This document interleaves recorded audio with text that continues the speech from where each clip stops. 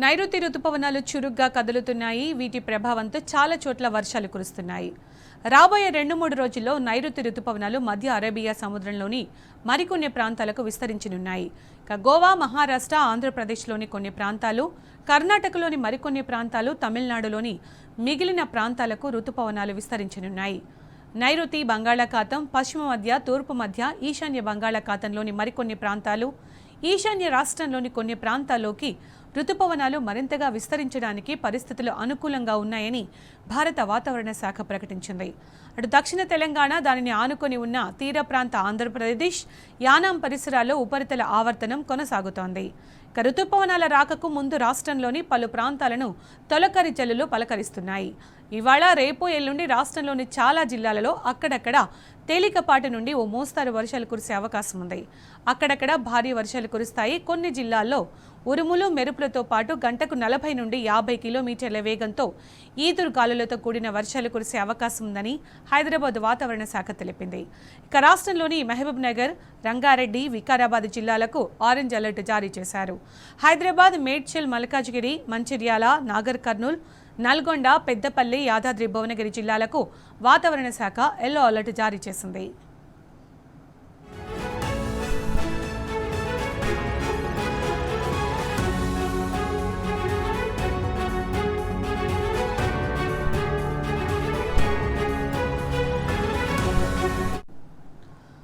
GHMC పరిధిలో వచ్చే 2 గంటల్లో తేలికపాటి నుంచి ఓ మోస్తారు వర్షాలు కురుస్తాయని వాతావరణ శాఖ ప్రకటించింది. కొన్ని చోట్ల ఉరుములు, మెరుపులతో కూడిన జల్లులు కురిసే అవకాశం ఉందని తెలిపింది. దీంతో నగరంలోని పలు ప్రాంతాల్లో వాతావరణం ఒక్కసారిగా మారే అవకాశం ఉంది. దీంతో ఎండ వేడిమి నుండి నగరవాసులకు ఉపశమనం దక్కనుంది. ఇక ఇదే అంశానికి సంబంధించిన మరింత సమాచారం మా ప్రతినిధి అరవింద్ ద్వారా తెలుసుకుందాం. అరవింద్, రాష్ట్రంలో ఒక్కసారిగా వాతావరణం మారిపోయింది. వెదర్కి సంబంధించిన అప్డేట్స్ ఏంటి అరవింద్? వీటితో ఏదైతే చూసుకుంటే తెలంగాణ రాష్ట్ర వ్యాప్తంగా కూడా పలు ఉత్తర జిల్లాలకు మరియు ఈశాన్య జిల్లాలకు కూడా కొన్ని ప్రాంతాల్లో కూడా తేలికపాటి వర్షం కురుస్తున్నట్టు కూడా వాతావరణ అధికారులు హెచ్చరికలు కూడా జారీ చేశారు. నైరుతి రుతుపవనాలు చురుగ్గా కదలడంతో కొన్ని ప్రాంతాలలో కూడా వర్షాలు కూడా నమోదవుతున్నాయి. అటు కేరళ రాష్ట్రం, తమిళనాడు, కర్ణాటక, బెంగళూరు ఈ ప్రాంతాల్లో కూడా కొంచెం తేలికపాటి వర్షాలు కూడా నమోదవుతున్నాయి.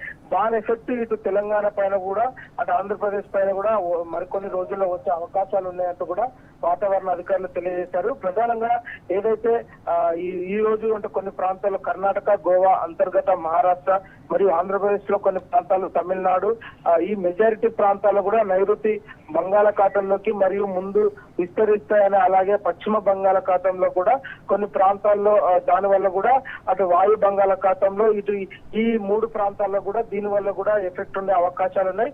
దానికి తోడు హీట్ వేవ్ తో కారణంగా అటు ప్రీ మాన్సూన్ వర్షాలు కూడా, అటు ఏదైతే తెలంగాణ రాష్ట్ర వ్యాప్తంగా కూడా ప్రీ మాన్సూన్ వర్షాలు కూడా కురిసే అవకాశాలు కూడా ఉన్నాయంటూ కూడా వాతావరణ అధికారులు ప్రధానంగా తెలియజేశారు. ప్రధానంగా చూసుకుంటే ఈ రోజు, రేపు, ఎల్లుండి 3 రోజుల పాటు కూడా రాష్ట్రంలో అక్కడక్కడ ప్రీ మాన్సూన్ వర్షాలు పడే అవకాశాలు ఉన్నాయి. కొంచెం ఎండవేడి కూడా తగ్గే అవకాశాలు ఉన్నాయంటూ కూడా ఇప్పటికే వాతావరణ అధికారులు తెలియజేశారు. ఇప్పటికే వాతావరణ శాఖ కొన్ని జిల్లాలకు కూడా ఆరెంజ్, ఎల్లో అలర్ట్ కూడా జారీ చేసింది. ప్రధానంగా మహబూబ్ నగర్, రంగారెడ్డి, వికారాబాద్ జిల్లాలో కూడా మోస్తారు వర్షాలు కురిసే అవకాశాలు ఉన్నాయి. ఈదురుగాలులు, ఉరుములు, మెరుపులతో కూడిన వర్షాలు కూడా ఉండే అవకాశాలు ఉన్నాయంటూ కూడా వాతావరణ అధికారులు హెచ్చరికలు కూడా జారీ చేశారు.